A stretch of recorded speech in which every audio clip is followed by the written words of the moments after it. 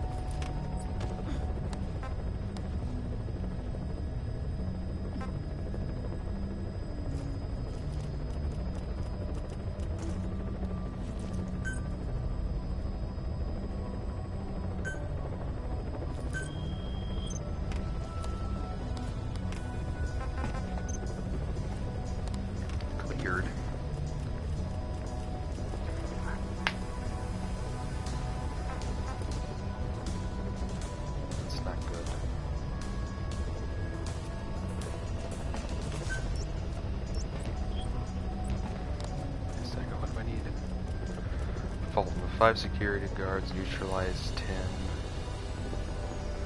5 with handguns. I can do that.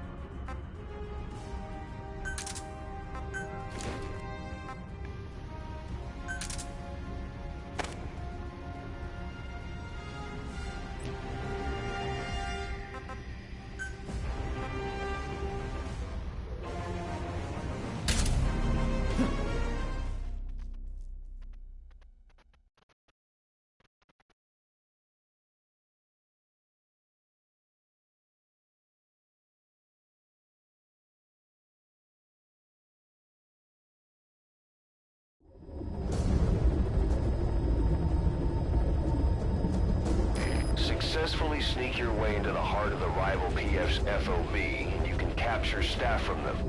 I'll be looking forward to meeting the new recruits, boss.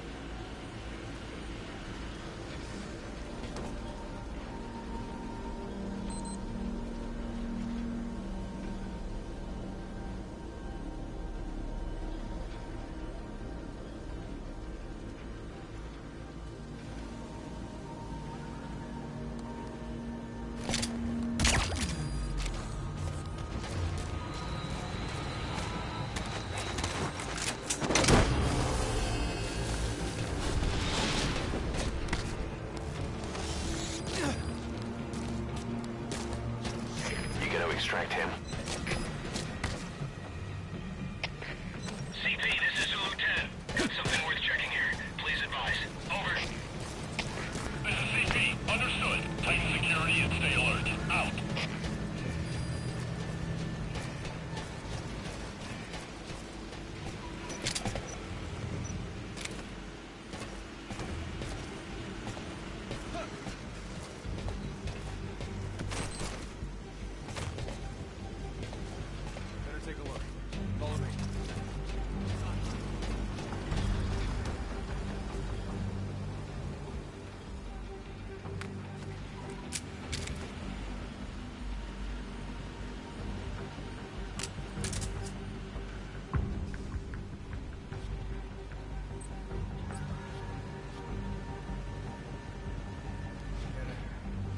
Seeing things.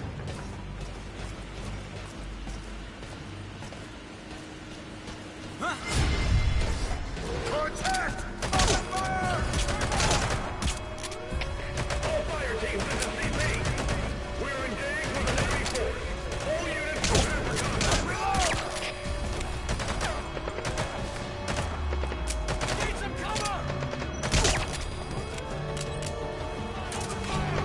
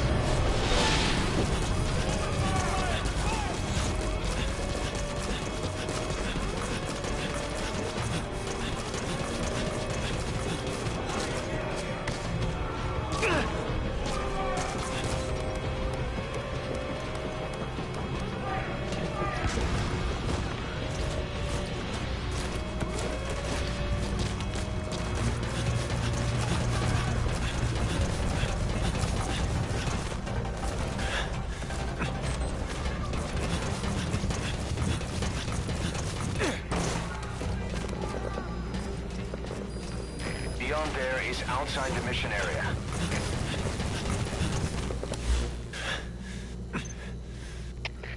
CP, this is Delta 2. Lost visual contact. Heading the last known position. Over. This is CP. Understood. Make your check, but proceed with caution. Out.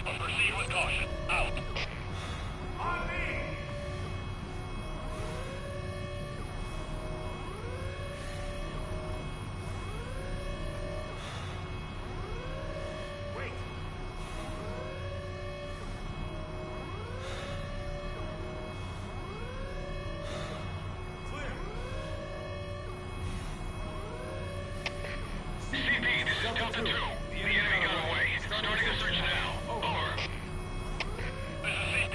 Understood. Don't let them get the drop on you. Keep your guard up. Out. Regroup! On me!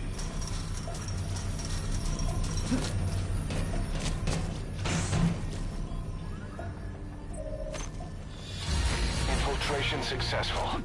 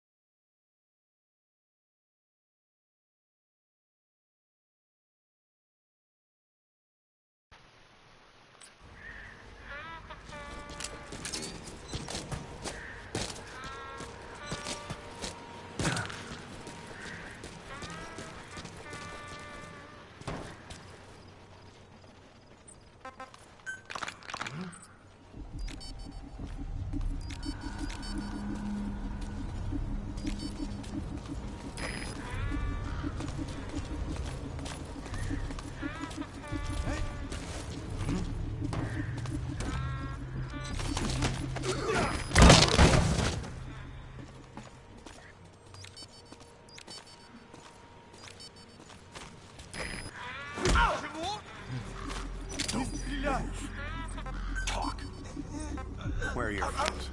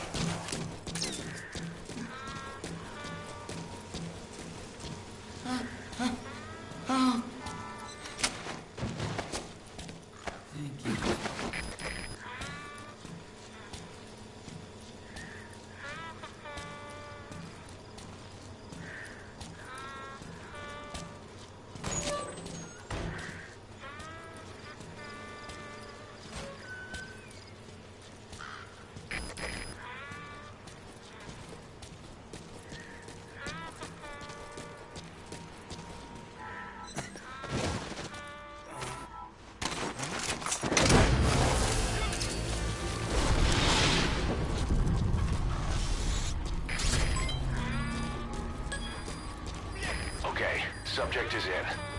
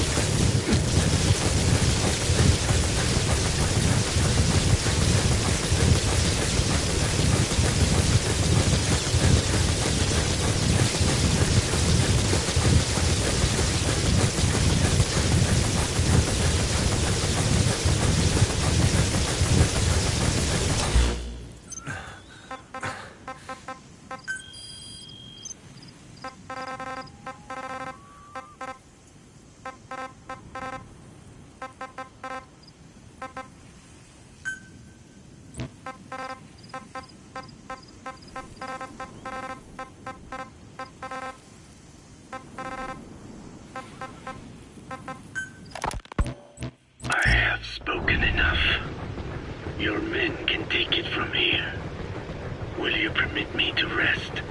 Have something to eat. I thought you don't eat. I can subsist without food. But there is more to the act of eating than nourishment. We receive nature's blessings, and we affirm our part in it. And in doing so, we express our gratitude. Sorry, it's, hearing you say you don't need to eat and that you're part of nature in the same breath. Anyway, what can we get you? Not exactly a five-star restaurant, but the kitchen's used to serving a lot of different appetites. Hamburgers. Hamburgers? Even we Diné have become Americanized. I eat them often back home. And you just can't let them go. Well, as far as symbols of the American Empire go, hamburgers are pretty good. The victory of capitalism. Your people suffered so much at the hands of America. And you ask for hamburgers. We have suffered more than you can know. But I do not see hamburgers as an accomplice. A single dish, providing a balanced helping of nature's blessings. Meat, grain, and vegetable. How could anyone hate such a magnificent thing? Says the guy who can survive on photosynthesis. Balance has nothing to do with it. You just like a good burger. That is also true. Be warned, though. I have very high standards. Don't worry. I do too. All right then. One good old-fashioned all-American icon coming up. I look forward to it.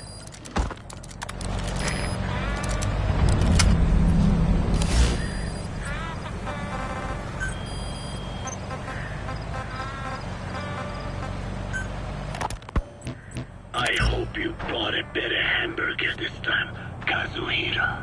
Right. Well, The last one was lacking in every way.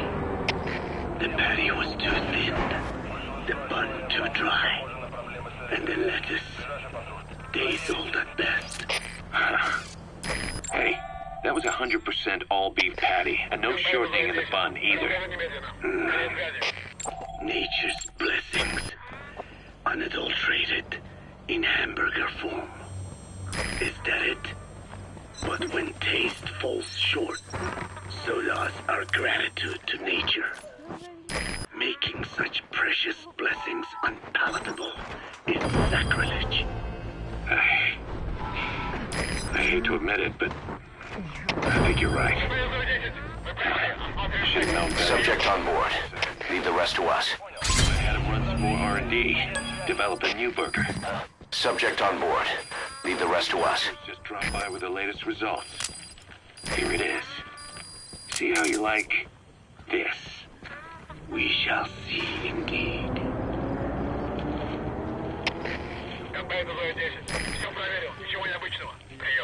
I thank you for this bounty, Mother Earth.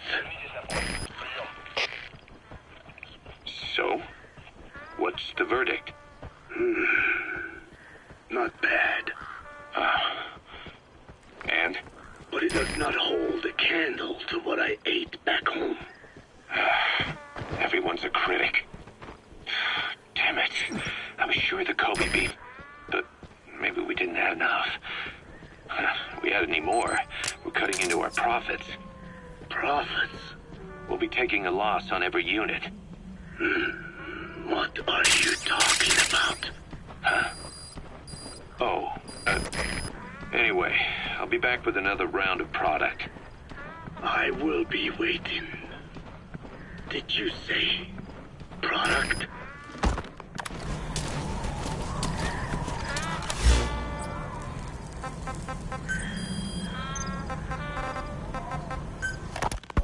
Feeling hungry, old timer?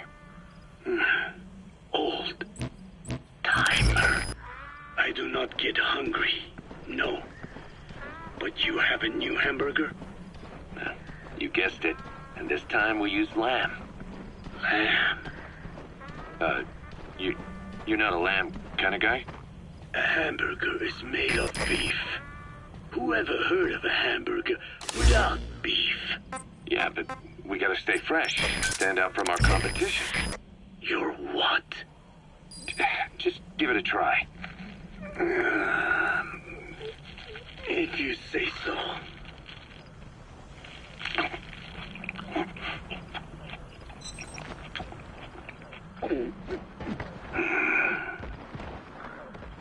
Not bad. But I cannot call this a hamburger. I thought we were onto something this time. Maybe the problem is that it looks like a regular hamburger. Gotta think outside the box. Too much baggage if they come in expecting just another burger. Let's see, cotton candy? To make it look like a sheep? Yeah. Just a minute. You really think people would eat that? What is it you are planning? Are you using me? A taste tester? A one-man focus group? Well, actually, I already started. I got a place called, Miller's Maxi Buns. You are kidding me. Well, to be honest, business hasn't been great. No one seems to like my, buns. The Ocelot said Diamond Dog's budget did not add up. But you don't mean to tell me. What?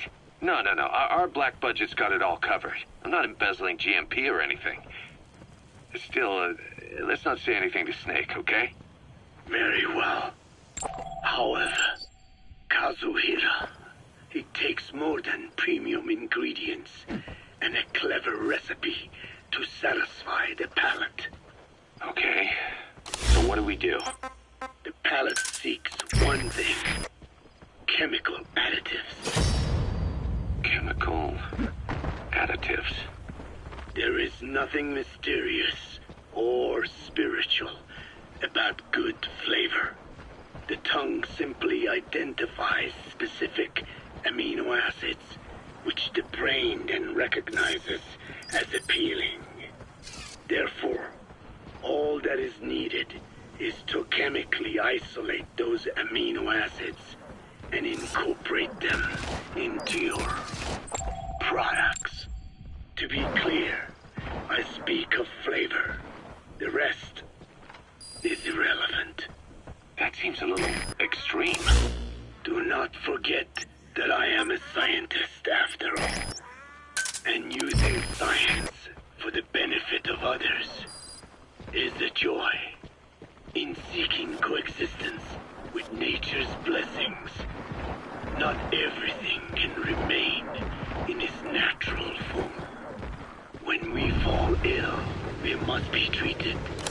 Otherwise, that very nature could cost us our lives. Agriculture is one of nature's many blessings. But through that process, we damage the surrounding vegetation. Yeah. Whether it's a massive farm or a tiny field, we always leave our mark on the land.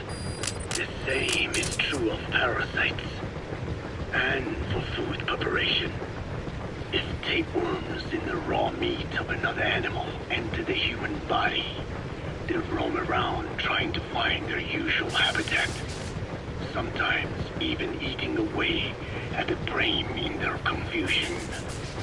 So in looking through a scientific point of view, you see the necessity for processing food.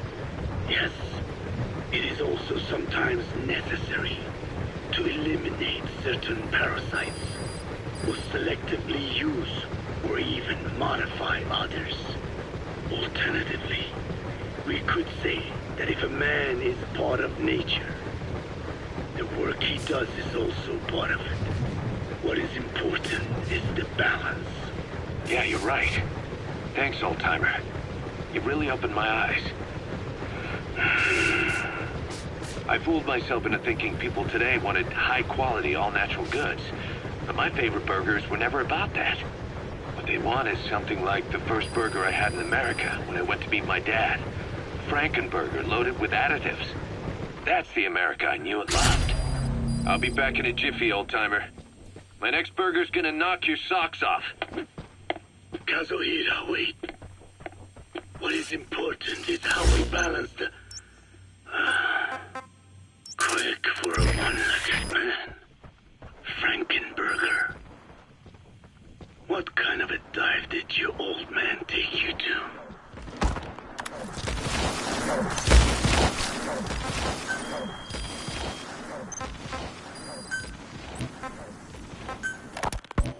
Rise and shine, old-timer.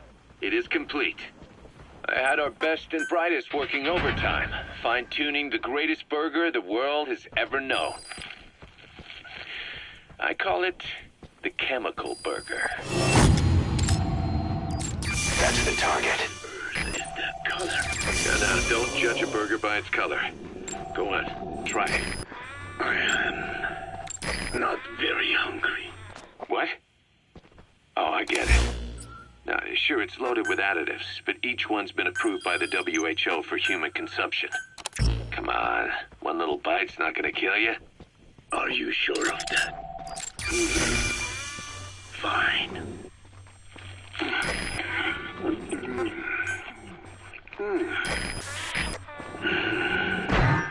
Well, what do you think?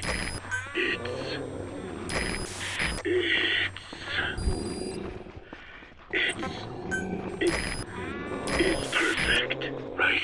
Right? This takes me back to the taste of my youth. The neon signs on the Mother Road. Oh, I can see them now. So, what do you think of our signs now? And it doesn't just taste great. You won't believe how cheap it is to make.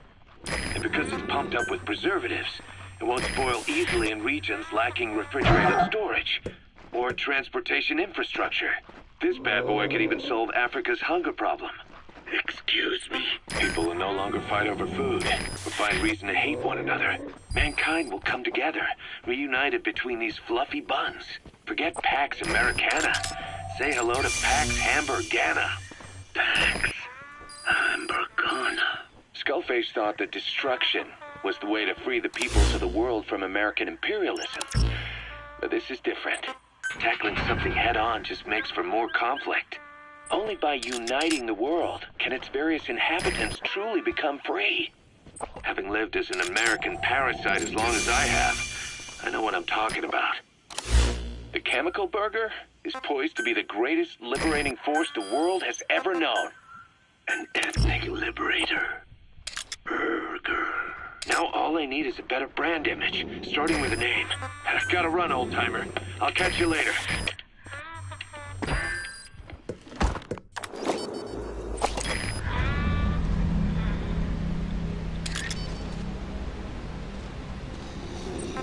Fire!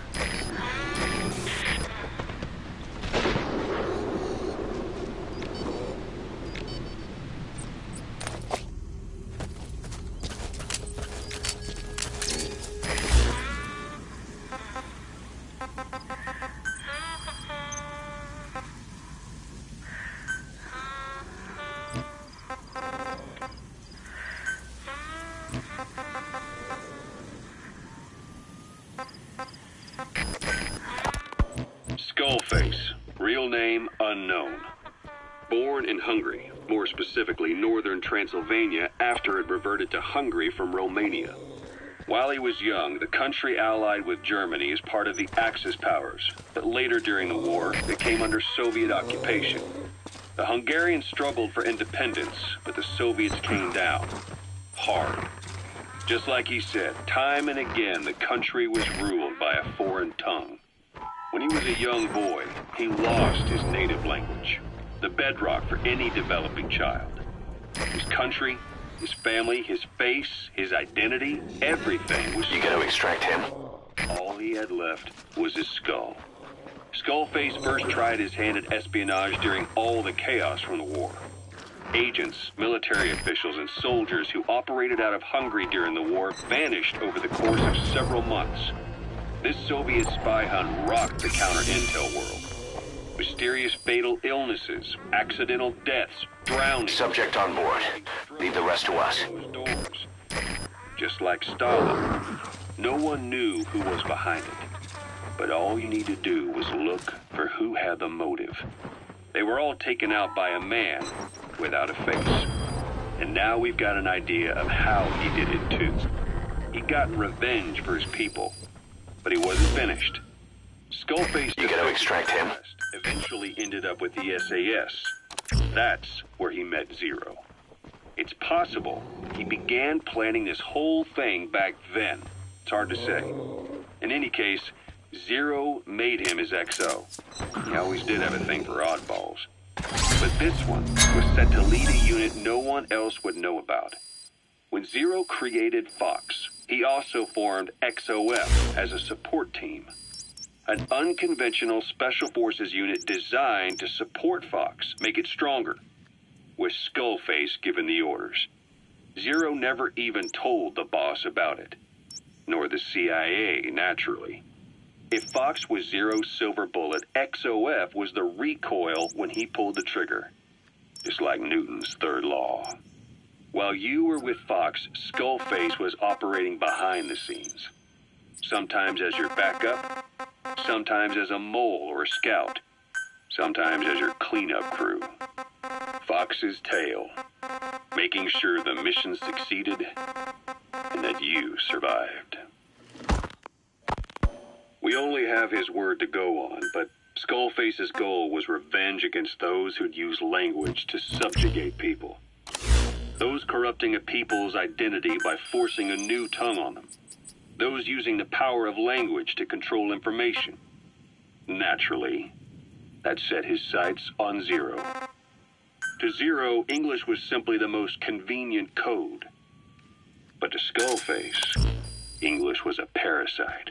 And by eradicating it, he'd stop the world from being eaten away. If that didn't work, he was ready to see the world scorched by nuclear fire. To save language, culture, and race from annihilation, he was willing to overstep the hands of the doomsday clock. That is, of course, if you believe anything he had to say.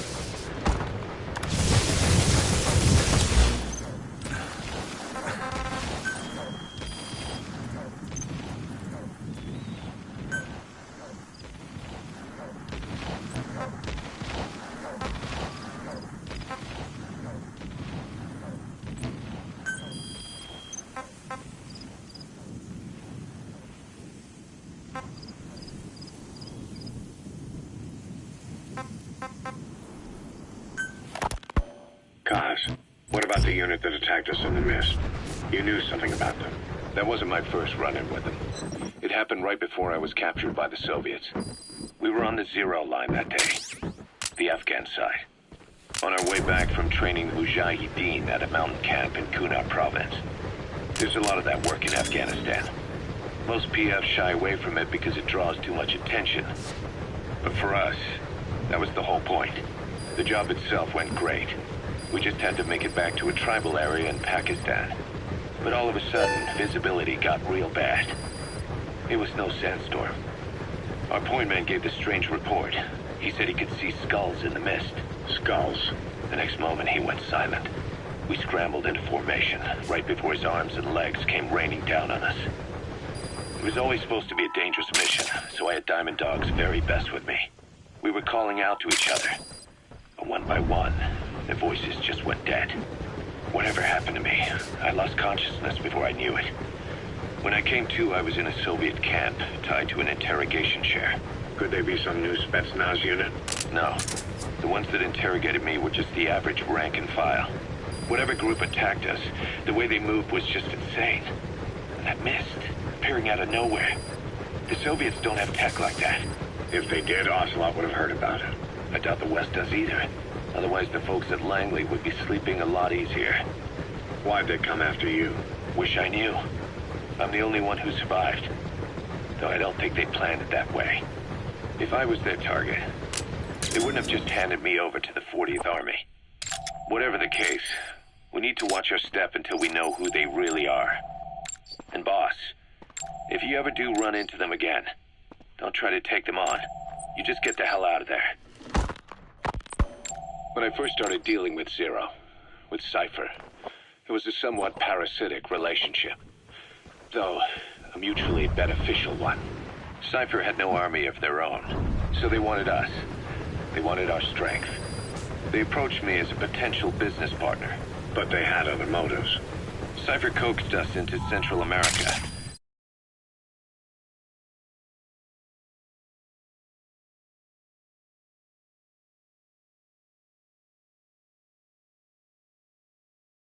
into that US-Soviet proxy war to fuel Mother Base's growth. Once we were big enough, they'd force us to join them. That was the plan. That's why they had Paz, still Zeke. Right. And if we refused, she would use Zeke to fire a nuke from Mother Base.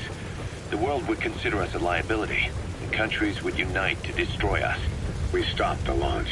And yet they still took us down, through that fake inspection they orchestrated to cover up their sabotage. That power Cypher wanted. We don't have it anymore. So why are they still after you? That's a medicinal plant called Haoma, You alive? otherwise known as Soma. People use it to make a sacred drink for religious ceremonies. I know is the man I knew wouldn't want this. What do you mean? We have to consider that it might not be Zero we're dealing with. We know virtually nothing about Cypher anymore. How big they've gotten, what they want, or even who they really are. The new Mother Base started out as a test drilling rig operated by a mineral resources supplier, but their project fell through. The Seychelles government was happy to hand the place over to us. It was just scrap on stilts. So with a few dummy construction companies set up as fronts, we started renovating the half-finished rig. From the outside, it looked like the project was back on rails. Kaz, you... What? I see what you're doing. Recreating the Mother Base we had 9 years ago. Only this time. That's right. The Mother Base Cypher thought they destroyed will return from the grave to kill them. We'll prove to the world that we were the victors. And if we lose again? They can't fool us the same way twice. Now our enemies are in plain sight. And when our organization gets too big, we split it across companies. Any company that draws attention gets liquidated, and its capital is back-channeled into a new company. Most PFs are small-time operations anyway. And in this business, the minnows go bankrupt all the time. We've never aroused suspicion. Plus, we have Hewick. Hewick? Human Exploitation Company. It's a business specializing in intel gathering. Think of it as a civilian intelligence agency. Kaz, that's... Remember what they were trying to accomplish at the prison facility in Cuba? That gave me the idea. We dispatch moles into conflict zones around the world, and each sets up an intel network on site. Then they stay in place to give us stable points of contact when other nations intervene in the conflicts. Hewick's strength is that it has a cutout at each level. You get your job from one guy, then you hand it off to another. No one has direct access. It's a perfect black box. Hewick members also work their way into the Superpowers Intelligence Agency to make sure Diamond Dogs gets work. We have those countries by the balls. That's our deterrent when we need it. networking. In the intelligence community? Sure, that's how we've grown this far. When you go out on missions, intel from Hewick will be there to back you up. But despite all that, Cypher has its eyes on us. The only reason I'm not dead is that they needed to know where you were. Figured if you woke up, I'd go straight to you. That's why you made that ruckus at the Zero line. Yeah, to make their own surveillance work against them. I think it took some of the heat off Cyprus. Kaz. Then I just had to wait for you to save me. And I've gotten used to waiting. Kaz. That's not all. It was a good chance to scout the market. And with the West wanting the Soviets out of Afghanistan, their agencies are bursting at the seams with funding. Boss, let's start by building up our Afghan presence. Why put Mother Base in the Seychelles? We're at the center of the world here. We're all the way out in the Indian Ocean. Come on. Lebanon, Sri Lanka, East Timor, and Africa. From here, our reach extends to conflict zones the world over, including Afghanistan, of course. So it's prime real estate for a mercenary. Exactly. Latin America isn't as close as I'd like, but we have Amanda and her people to help in that department. And besides, the Seychelles government owes us a favor. Owes us? The Seychelles has strong ties to the east, which the West wanted to shake up. It came to a head 3 years ago in an attempted coup. It was a force of South African mercenaries with U.S. backing behind the scenes. They were only platoon size, but South Africa is home to some heavy PFs. Too much for the Seychelles to handle. In the end, they accepted help from the Tanzanian army and quelled the coup. We set up the deal and handled on-site tactical instruction. That led to some training work for the Seychelles military. And when we put down a mutiny within their forces, well, we made a lot of people happy. They don't pay us. They just let us have a piece of their offshore territory on the promise we'll come running if something else happens. So we're bodyguards, too. It's a good setup. We can only take Mother Base so far here. We'll have to find somewhere else when this place starts getting big. Aren't you being a little hasty? Nothing hasty about it. You're back with us now. So, Kaz, the ship that took us from Cyprus, it used to be a whaler. Yeah, a Japanese vessel. How was the voyage? It was... stimulating. Well, she was part of a whaling fleet up until a few years ago. Her displacement isn't anything to write home about, but she can really move. She still had plenty of life left in her, but then the work dried up. Global opposition to whaling has been mounting for years. Is that right? The push to ban it has been gaining traction for a little over a decade. Individual species came under protection as the years went on. And then 2 years ago, the IWC adopted a moratorium on commercial whaling. Several countries, including Japan, fought it to the bitter end. But eventually, most whaling companies had no choice but to throw in the towel. You ever tried whale snake? Can't say that I have. When I was a kid in Japan, practically everybody ate it. That good, huh? The country was poor in those days, and whale was cheap. International opinions changed since then. In any case, that's why we were able to get a bargain price on the ship. Of course, we did end up spending 5 times the purchase price in modifications. We had to really work to fit in all the ESM and communications gear while keeping the whaler look intact. Right now, she's going around conducting SIGINT missions. In the future, we plan to use her as a communications relay base between you and Mother Base, and also as a chopper resupply vessel. Diamond dogs. The word diamond originally comes from the Greek adamas. It means indomitable, unyielding. Other words for the stones often mean eternal bond, fortitude, or purity. The same is true of the Star of Bethlehem flowers you laid on the boss's grave. They represent innocence, as well as chastity, yielding to no man while maintaining one's virtue. In other words, staying loyal to something.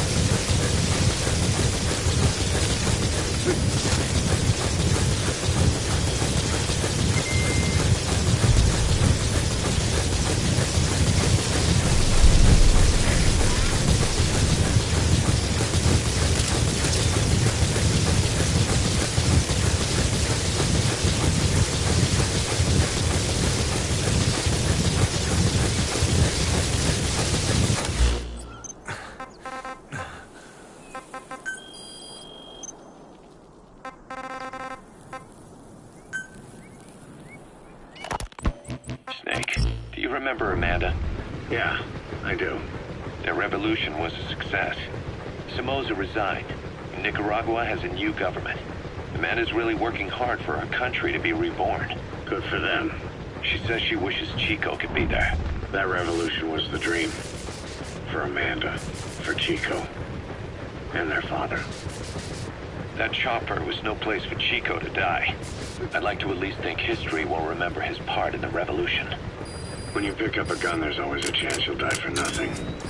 He knew that as well as the rest. Now that he's gone, it's up to the rest of us to decide what it was all worth. If we don't, there's nothing to prove that Chico ever lived at all. We're his mark on the world. Amanda told us that Strangelove contacted her after the revolutionaries came to power in Nicaragua. Strangelove, the AI researcher from Mother Base? I remember her. We'd lost touch with her, till Amanda heard from her out of the blue. She told Amanda she wanted to salvage Peace Walker's drive parts, or something from the bottom of Lake Nicaragua.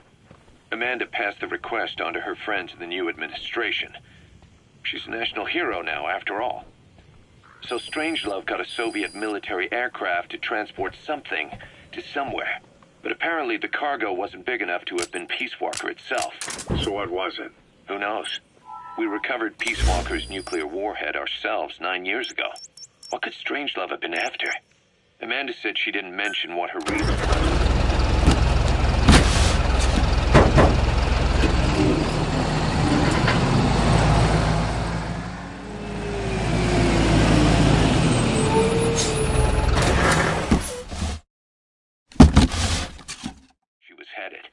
Nicaragua is a socialist state now. With Amanda vouching for her, the government didn't feel the need to concern itself with the details. All Strangelove told Amanda was that she was going to continue her research, and that the rest was a secret. Right before the attack, Huey was in the control tower to prepare for the inspectors. He was with them when it all went down. The control tower collapsed with the rest of it struck. His body was never recovered. But he was the one who met the inspection party when they arrived. And he was the one who showed the nuclear inspectors to the tower. You remember the way it went. First he recommends we agree to the inspection. Then he gives them the okay without our permission. All the time acting as if he was doing us a favor. On top of that, he even had the guards disarmed that day. It would send the wrong message, he said. Whatever the angle, it all leads back to Huey. I curse my own stupidity for not realizing sooner. Huey escaped with that unit by chopper. I've been hunting him for 9 long years. The other reason I was operating around Afghanistan was to dig up his location. Huey's in Afghanistan? Yes, and I have a good idea where. Now we just wait for the right moment. This time, we'll be the ones using him. He's going to tell us who our guests really were that used a fake nuclear inspection to blast our home into the ocean.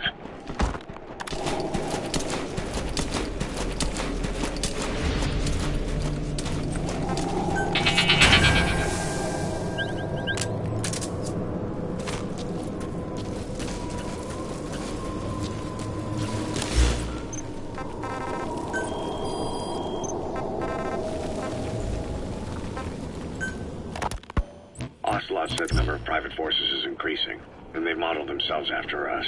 They're a far cry from the likes of us. But why? 9 years ago we made enemies of the world as a nuclear-equipped force, independent of ideology or state. Yes. Sooner or later, the real UN would have stepped in. So why are they giving these PFs free reign? That's our fault, too. What do you mean?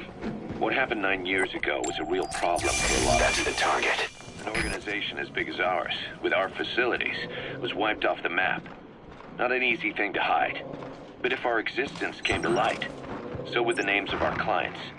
We had contracts all over, east and west, from superpowers to banana republics, the lot. Our clients denied all association with the likes of us. We had to make sure things didn't blow up on them. But at the same time, they missed us. Subject on board. Leave the rest to us. Fire was as strong as ever. The international community turned a blind eye to what happened to us, despite still needing people who could do our jobs. History couldn't afford to lose us. As soon as we were gone, they needed a replacement. So private forces spread everywhere. And they're all just a phone call away. But still. I know. PFs are totally different from what we envisioned. Nation-states, revolutionaries, terrorists. They have a lot of clients, and Cypher is one of them. Cypher stays anonymous, but I know their work when I see it. In the eyes of those clients, the world's PFs are all just expendable pawns. The clients don't have to worry about losing their own men. Nobody knows they're involved, and PFs are cheap. In short, the world is chewing up soldiers and spitting them out.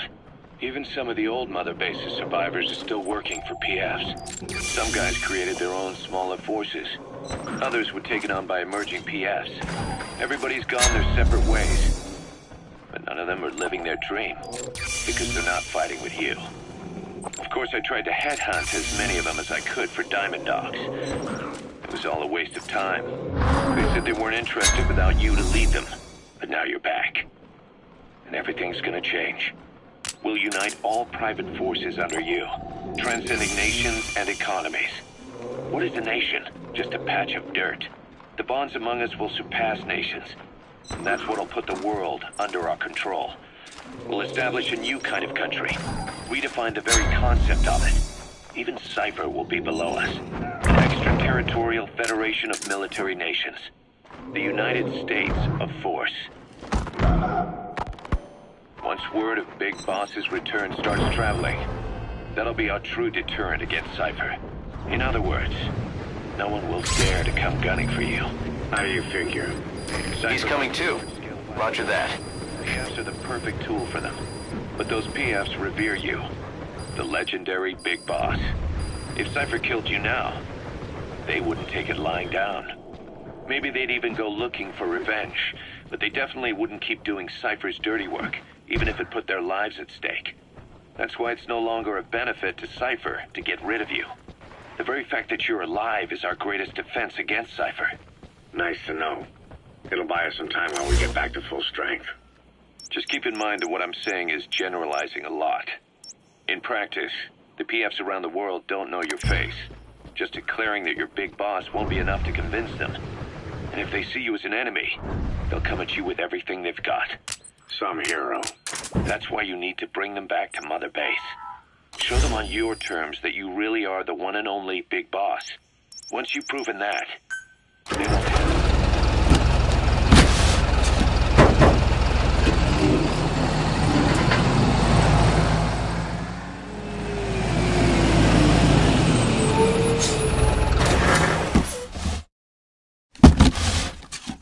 join us.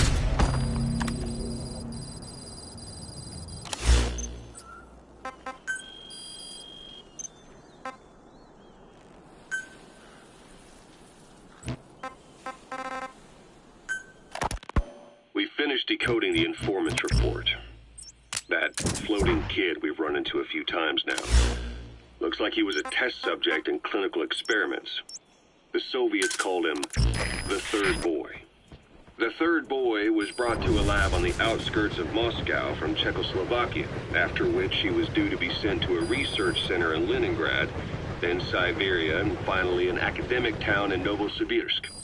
It doesn't appear that the researchers witnessed the talents we've seen from him, but nevertheless he was quite the popular subject. His latent cognitive abilities suddenly awoke en route to Moscow.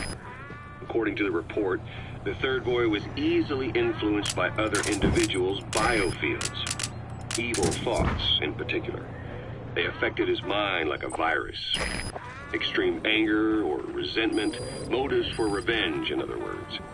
Now, during the transport flight to Moscow, the boy was exposed That's the to a target. powerful mental energy field coming from a certain individual.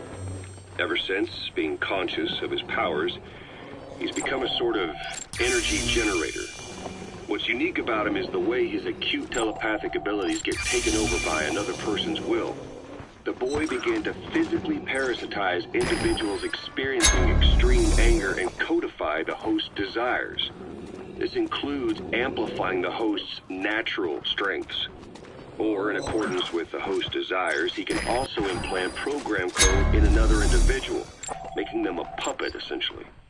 Human neural synapses transmit weak electrical currents between neurons. These electrical currents, though at a level difficult to observe, warp the magnetic field outside the body. The Third Boy is able to pick up these weak fluctuations. Contrary to psychotronics, which involves controlling the human mind, his abilities as a receptor are too high. The emotions he picks up from another individual are amplified and unleashed into his body as they recur in his brain. They turn into microwaves, which then affect the physical world, triggering paranormal phenomena like the spontaneous combustion of organic matter or psychokinesis, or moving an object without touching it. There's one other thing. While he's parasitizing a host, the boy's ego gets shut away, allowing the will of the host to take control of his powers, like some annoying static drowning out your own voice. That means he isn't responsible for what's been happening. Somebody's extreme anger has manifested through the Third Boy's powers in ways none of us could have predicted, which would mean this was going on somewhere around us. Looking back on it, a lot of things make sense now. The man on fire, Sahelanthropus.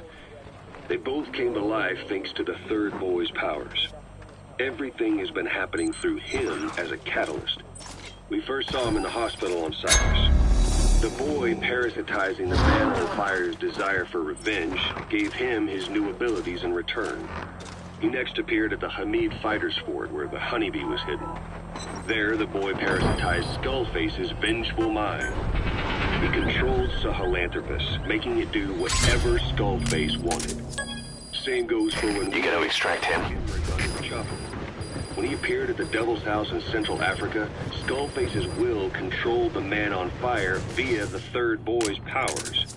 Everything is clear up to this point. But even the informant couldn't pinpoint who the host was in the cave within Serac power plant. Sahelanthropus suddenly became active, then crushed not only the man on fire, but Skullface as well. Surely neither of them could have been the host. Who else was at that location and bore anger more extreme than either of them? Whose will was controlling Sahelanthropus?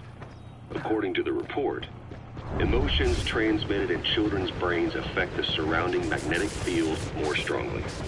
Cerebral nerves are covered with insulation called myelin sheaths to increase impulse speed. The reason for this leakage has to do with the fact that children's myelin sheaths are still developing. So, how many children do you remember being there? Children with a burning desire for revenge and bearing a grudge against you. I can think of only one. Eli. We don't know what kind of life he's had, but the resentment he's shown toward adults is nothing short of extraordinary. The third boy resonated with Eli's mind. And that means Eli bore the strongest animosity of all individuals within the boy's reception range, estimated to be a 3-mile radius, beating out even Volgan and Skullface. The third boy has probably remained hooked on Eli's anger since. You remember at the Devil's House, the third boy showed an interest in Shabani? That must have been his ego making a rare appearance. He may possess abilities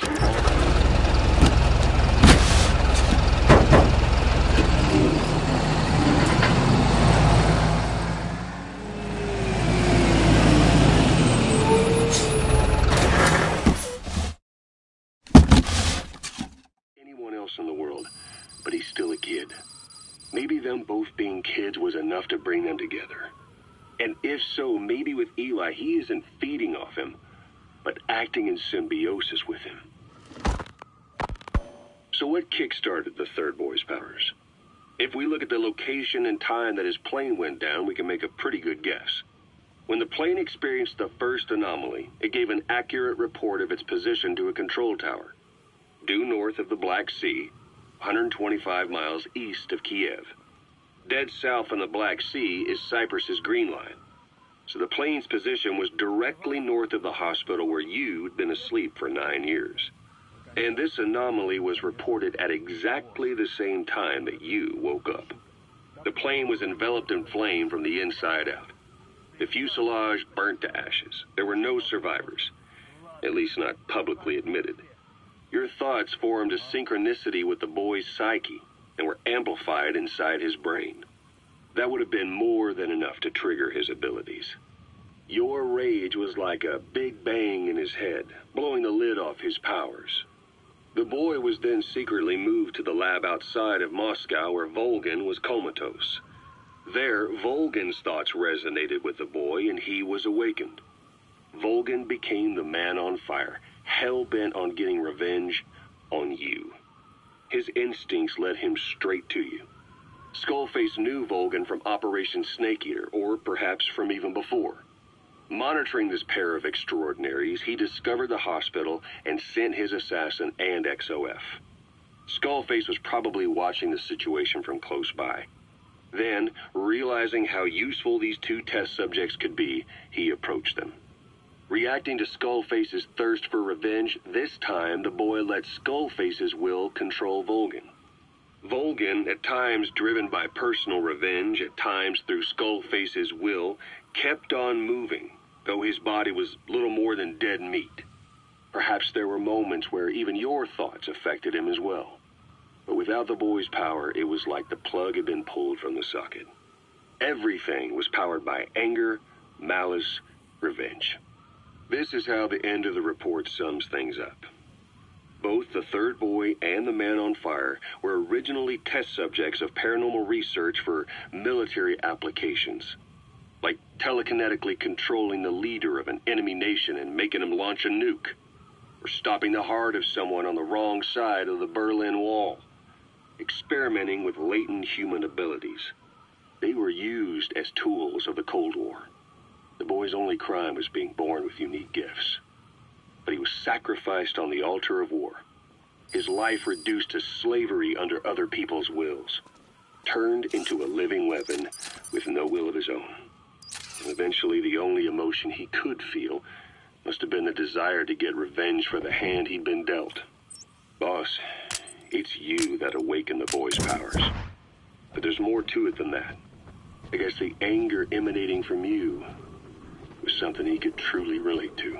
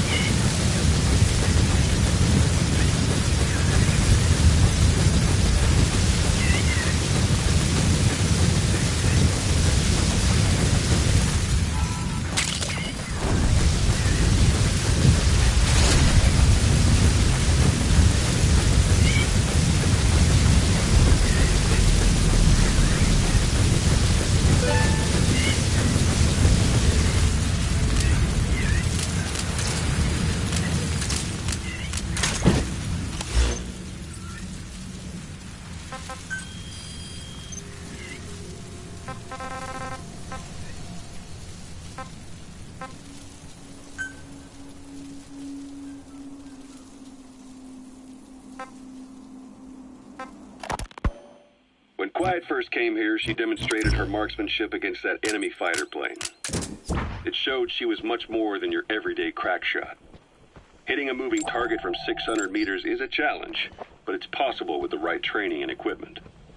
But shooting down that missile, that's a world apart from taking out a soldier on patrol. The chopper and the missile were in motion, meaning different vectors at high velocity in three-dimensional space. And she shot an unguided bullet that had to fight air resistance and gravity. Where are your friends? All that while the chopper was taking evasive maneuvers. Some of the best target leading I've ever known. She has a superhuman sense of spatial awareness. You put her in a fighter jet, and she'd be an ace right off the bat. Hell, your judgment was top class too. Realizing she could take out that pilot, that's quick thinking. You and Quiet could make a hell of a team. You're damn near unstoppable. Quiet is still in her cell. Only a few staff are authorized to go near her. She hasn't tried anything funny, but that's what bothers me most. In particular? What does she have to gain by coming to Mother Base? I first thought she was under orders from Cypher to take you out. She didn't manage it in Afghanistan, so round 2 happens here. So I lighten the guard. And that lock on her door is a joke. You gave her an opening. And? Well, she hasn't killed you yet. And I hate to say it, but she's had plenty of chances. You made me the bait. Poisonous bait. What better? Anyway, she didn't bite. Quiet is keeping her silence. So I'm left with no idea again what she's doing here. We tried communicating with her through writing. That didn't work either. Whether she's illiterate, dyslexic, or just plain stubborn, she won't cooperate. I just don't get it. If she tried to contact the outside, it'd be picked up by our counterintelligence net, but it's clean. There's no sign she's had contact with the staff, the base facilities, nothing.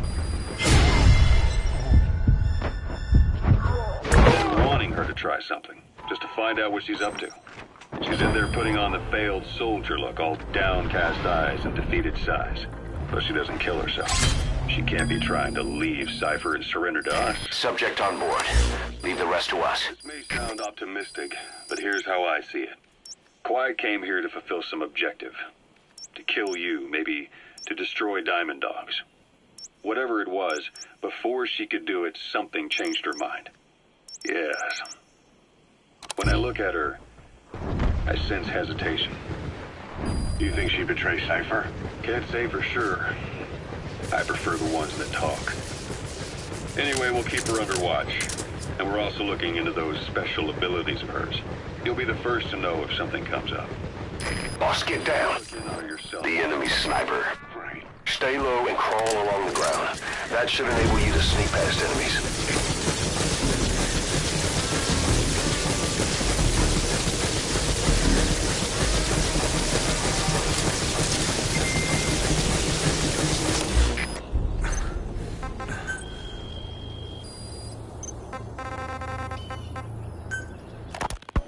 Boss, Quiet still hasn't made any moves. It's got me thinking. What? If you took her on a mission, she might break her silence. You want to let her out? Sure. Make her no different to the others. Everyone you pick up works for themselves, right? But her... I say work with her. See what happens. I wouldn't ask this of anyone but you. On missions, I'll make sure we have someone observing from a distance, and she won't be allowed access to all of the base.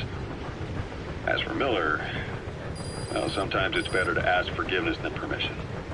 The best part is, hiding is her specialty. If no one sees her leave the base, the staff will be none the wiser.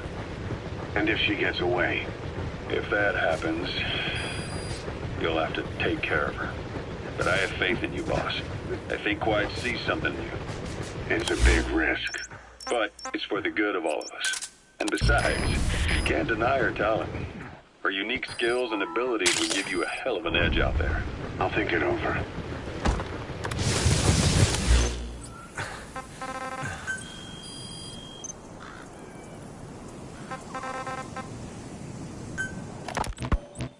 PD makes a pretty good partner, huh, boss? Too early to say. Yeah? Just seeing him come back makes me real proud. What breed is he? He's not a husky. You're right. Siberian Husky is a cross between a Spitz-type dog and a wolf. I think Didi might have some wolf blood in him, too. He isn't just smart. He's also shown remarkable judgment. If he doesn't do what you want him to, he's just doing what he thinks is right in the situation. And he's steady under fire. Remember, he's no lapdog. But learn his strengths, and you'll understand each other soon enough.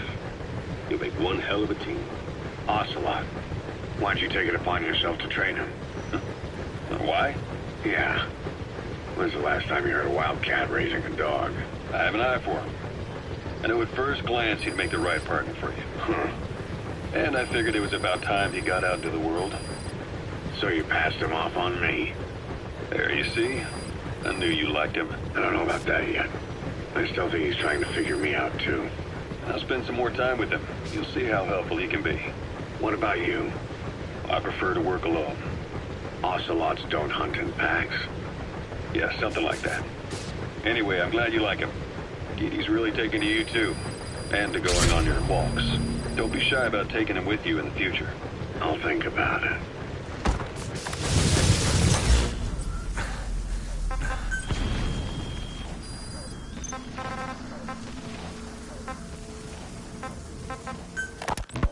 We were lucky to get our hands on that cyborg arm developer. There's no one in Diamond Dogs who can so much as maintain that thing. Bionic arm, not That's the cyber, target. if you go by what he calls it. But you're right. The East is light years ahead in bionics. They can even detect through the skin the slight electrical signals from the brain that order muscles to move. The Soviet Union completed their first bionic arm capable of doing that back in the 60s. Although I guess that news didn't really reach the West. No kidding. Zadorov's was the only one I ever saw. He's coming too. Roger that. And it was no mean feat to get hold of Snake's arm. I couldn't get one for you at the time, but now... Forget it. I've no intention of relying on bionics. Right now, I need to keep the pain fresh in my mind. Well, it's your decision. But don't you find it... inconvenient? Not a bit.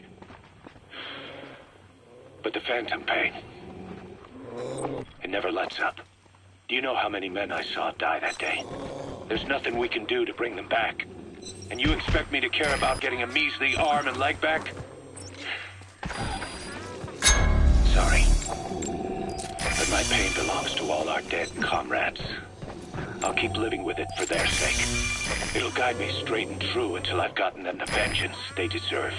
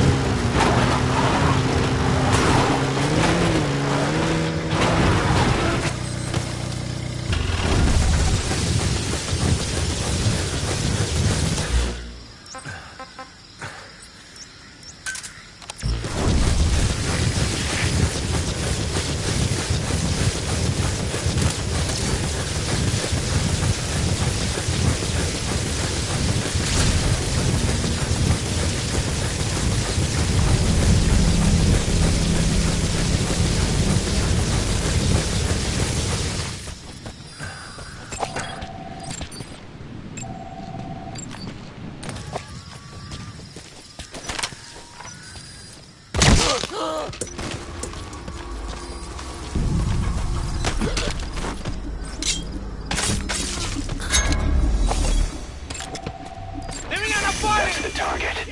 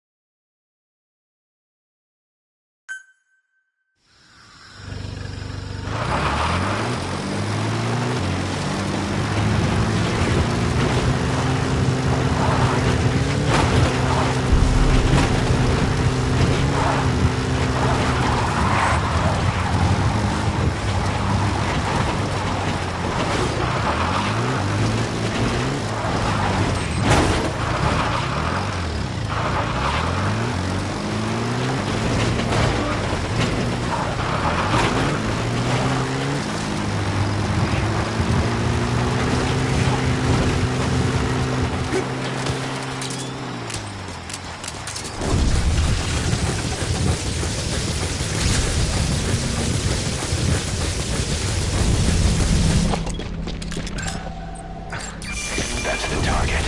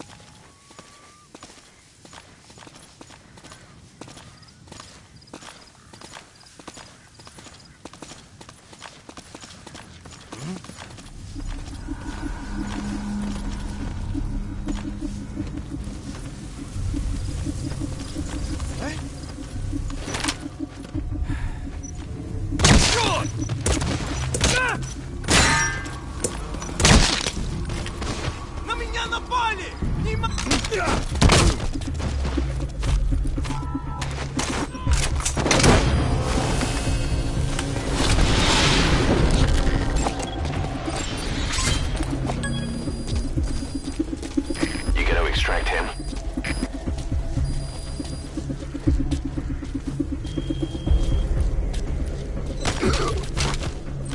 Where are your friends? Spit it out.